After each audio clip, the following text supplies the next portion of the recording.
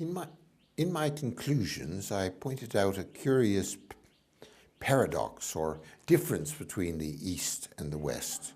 In the East, the creating of symbols and the creating of letters remained connected, whereas in the West, the letters became seen as abstract things completely separated from life. In the next two lectures, or as part of the appendices, I want to take you through some examples from the East to help you understand how that continued connection between letters and symbol making remained. This first one has the unlikely title of Weaving, which seems completely off track until we look at the details.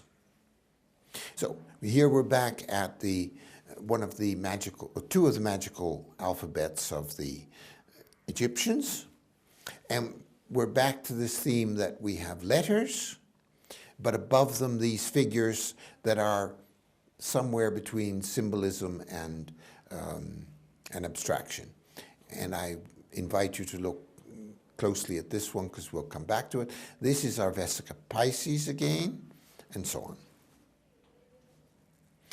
If we go to the alphabet of the Hunno-Scythians, so this is a variant. We saw a Hun alphabet, we saw the Scytho-Sarmatian alphabet. Here we see basic symbols, and then we see, just as you do with as we saw with the early version of Brahmi, that we go ka, ki, ku, and so on. We do a kind of syllabary of the thing. Here we do a syllabary of sounds, and we have a whole set of variations on the X. And here we see a simple letter going through variations. Here is an alphabetum siculum, which is linked with early Hungary, which is quite close to, some people insist that it was taken directly from this Hunno-Scythian. Here you see a geometric version of Brahmi, which according to the scholar derives really from two shapes, the square and the circle. And here more of these variations of the X sign. And here a rune system linked with Hungary. For fun, I show you a house not far from me in a little town called Montjoie, or Monschau, if you pronounce it in the German way. And you'll see that these are the symbols on the house, and these are early letters. And this is one of the other letters from another alphabet. We went through the variations of the Vesica Pisces in different alphabets before.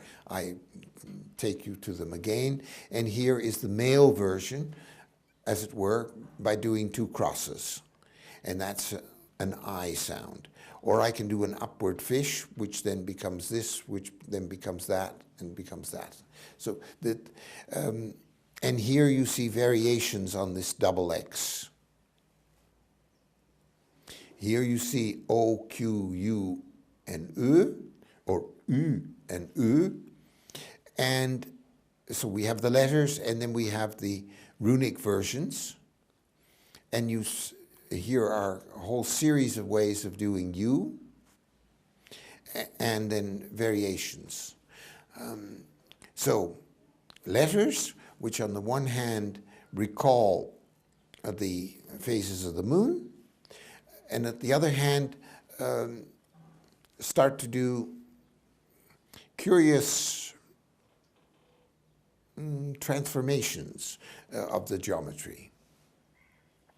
Here we are in a Latvian Wheel of the Year, the 4 seasons, so summer, autumn, winter, spring. We begin with the 2 E's. We have a ger rune here. We have our bales of hay or a humus symbol here. Then almost the basis for an X's and O's, and then this funny symbol. And here you see them wrapped up in the rest of the year with other symbols. I can take this symbol and then combine it with those two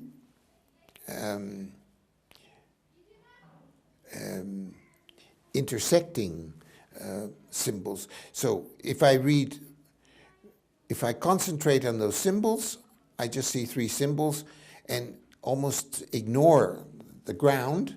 And if I look at the ground, then so it's again figure and ground, to which I'll come back. And here you see again two patterns. It's easy to concentrate on one, difficult to see both of them. Now, these patterns become the way in which people do their cloths and so on. And if you look closely, then it's filled with these systematic things. This is like the symbol for spring in a simplified form, but now repeated. And so the same symbols that are meant for organizing the cosmos, here the 8 periods of the year with these 8 little things, and then the 4 seasons as the 4 parts of the square, get linked with this flower. You can do cufflink versions this way, you can do a tree of the sun this way, and then more elaborate trees, and they then become the starting point for symbols of the sun or decoration symbols as a whole. And then we can combine them. So here we have that intersecting symbol. If I do it the other way around, I get this. This is a letter A in some alphabets. These are moon symbols. Here you have an S and a backward S, or a sigma. Here you see it in cloth.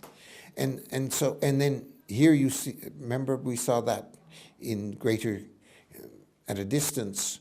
Here now you see this one intersecting with the X's and O's figure more clearly. Now we isolate ones, and this is now the Ingus rune or the Othel rune, and we see variants. Here we see variants in knitting, and then these become the basics of how you make cloth patterns. So here simple ones, here more complicated ones. Here you see that symbol that we had in chapter 12. And now individual combinations, that one with a square in here, and then becoming more complicated, becoming runes again, and then becoming a decoration. Or further ones, and then coming up in cloth patterns. And then in the West, well, in the Bhagavad Gita, we have the idea of a man and his chariot, the charioteer, which becomes a symbol of Plato as well. It's a man trying to control his 2 horses. Well, in the Slavic tradition, it isn't a man, it's a woman controlling 2 reindeer. And here you see her. Once you see it, it's clear, but it takes a second to see it. But the woman is there. She's not just some poor lady being dominated by men. She's the chief, or chiefess, or the queen. And here are these reindeer, and all of these are ones, well, either it's a tree of life, or it's the goddess in each case. And here are a whole series of variations, and they become, this is important because then you can get an abstraction of that, and if you look, her arms are letters S in both directions. Or I can abstract it even more, and now I've got a big woman and her child. And here now now she's holding 2 birds, and if I look closely, I have my 2 swastikas again going in both directions. But now it's a cloth that I use for drying my dishes, and that whole idea of the Gar rune of the square with gets varied tremendously.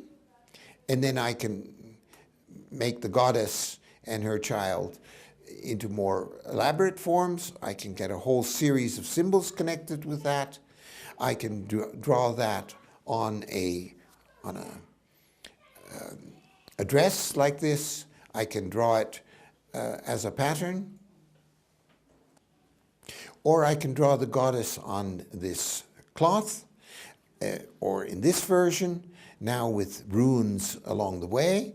Or I can draw, again, the horses in this little one, or here blown up.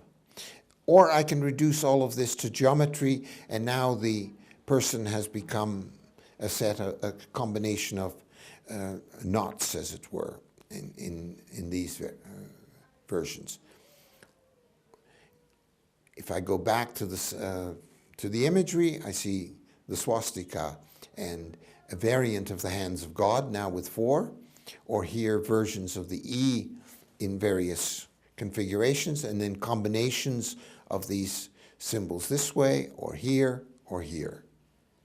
I'm not trying to, it would be a whole set of lectures in itself to go into the details. What I'm trying to show you is that the letter-making process, the decoration-making process, the storytelling of the goddess with her horses or her reindeer or whatever, these are not 3 different chapters, they are all connected.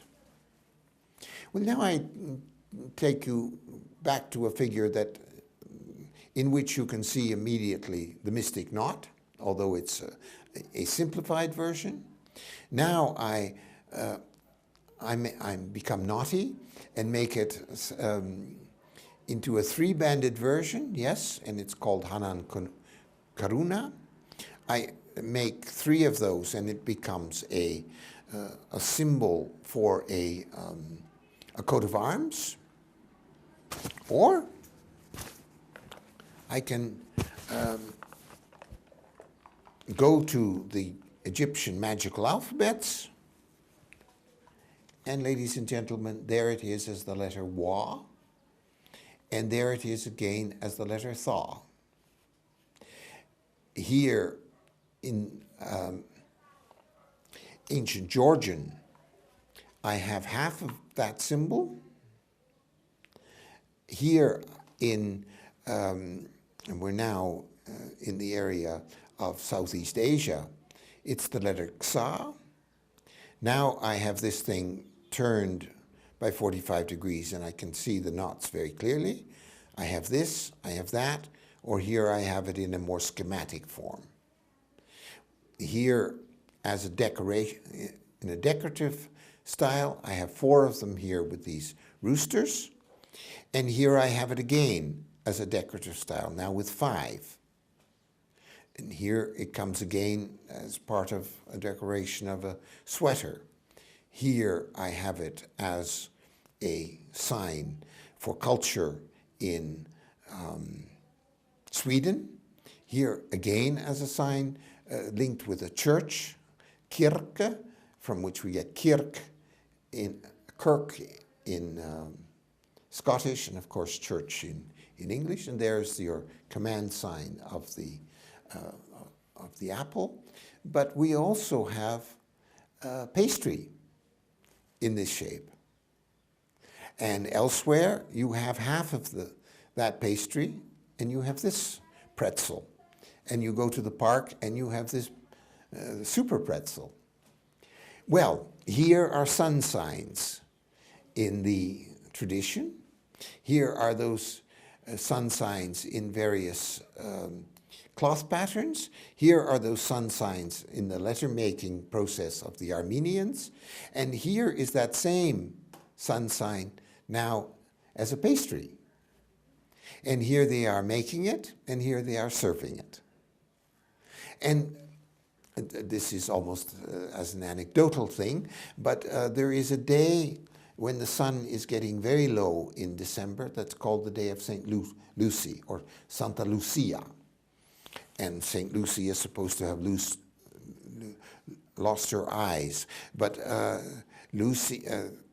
Lucia, of course, is also linked with lux, with light.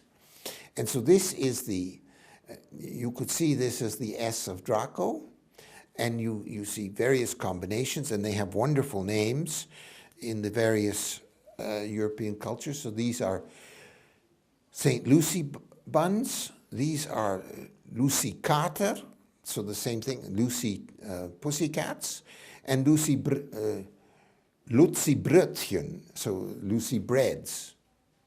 Well, they get more and more great varieties of these. So some of them are single, some of them are double, and so on. In fact, there is a whole science of making Lucy buns and pastry patterns, and here are all their complicated names. Here you see that I would almost say one of our favorite signs, the Tengri sign, is also a bun, but you almost now have an alphabet of pastry buns, including the apple sign. Yes? And to just show you how incredible this gets, it's going to become a real feast. These are kind of the super duper Lucy buns, culminating, yes, culminating in that last one. But then there are catalogs of Slavic embroidery patterns that could be a cookbook, because they're the same basic signs, except when we look there, here's our triangle, the double triangle, which we remember is also a letter of the alphabet, and as is this one in some versions. And then it becomes more. And here is the Ger rune in two of its versions, and so on. And then we see them getting, and there's the swastika one again. And here we see it in decorations for the 7-day ring for the 7 days. And now you see these same symbols coming up as embroidery in various embroidery patterns. And here the swastika, the T, which if you read it the other way is an E, and combining in various forms. Or I take some horns, I give them to Amun, linked with Aries, or I give them to Moses. But then these then become patterns in the embroidery books, which then become the patterns that I see on various decorations for tapestries, cloth, and especially for carpets. And here, just for fun, I show you 3 lovely examples. So here you see that 3 reversed. Well, it's actually the horns, but one way it looks like a 3, the other way it looks like. Here the 3 are the sigmas that reverse as a 3, and the horns that reverse as that. Here that downward one that we saw in, I think, the 4th lecture in various versions, and so on. Here is a set of Anatolian patterns, now more geometrical, so I take a square and then make that more complicated. Here I take the St. John pattern and make that more complicated. Here I show you a worked out version of that, a 3 that is a horn that I can reverse both ways this way. Here, the symbol that we showed was the symbol for life. Now, a lively horse, but the horse looks less lively than his symbol. And now we see the same thing in pattern making. Here we see an abstract form and another abstract form.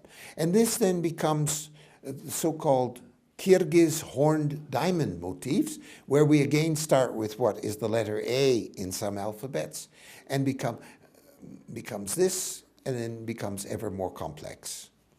And here we see subject and ground. Now we're in the Kaikalak. So we're going through Middle Asia and showing you sets of these. You can see the connection between each of them. We're starting with what look like horns, but each time getting more complicated until we get really a very dramatic set of combinations. And these then are variants of the Kamal motif, and leading again to ever more complicated systems, and then here with a very high level of geometry behind them, leading to beautiful carpets like this. Here's another lovely one, and this is one of the most famous of all carpets, the Ardebil carpet, now in the Victoria and Albert Museum.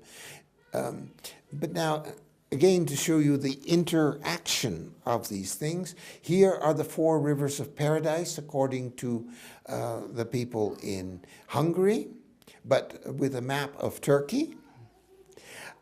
Those 4 rivers create these patterns on this Easter egg, very appropriately for Easter. Here you see some of such Easter eggs. Here you see one of the results of the plays of that kind of pattern. So now we have 4 of those sigmas that turn into 3s and bullhorns. And here we have our Othi Labrun again, and 3s that go back and forth. This is